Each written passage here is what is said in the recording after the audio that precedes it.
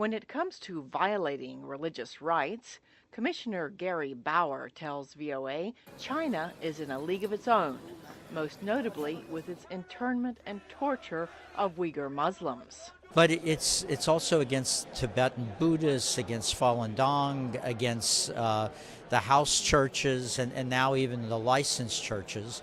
And there's one theme in all of this, that anytime the Chinese government sees that one of their citizens might feel a loyalty to something other than the Chinese Communist government, they're threatened by that, and they do everything they can to try to stamp it out. Bauer says the U.S. knows which Chinese officials are responsible for severe religious freedom violations, and it needs to name them and press Chinese leaders to immediately set Uyghurs and other Muslims free.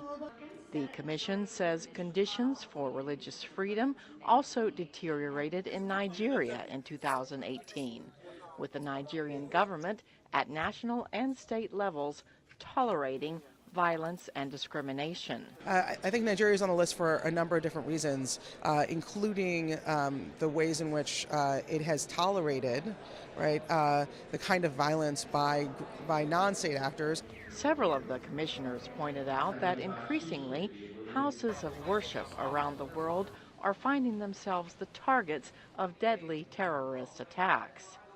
Democratic Congressman Jim McGovern agrees. We saw the terrible tragedy that just recently happened in California, another attack on a synagogue. We see attacks against the Muslim population in the United States and around the world. We've seen Christian churches being a focus of attacks here in the United States.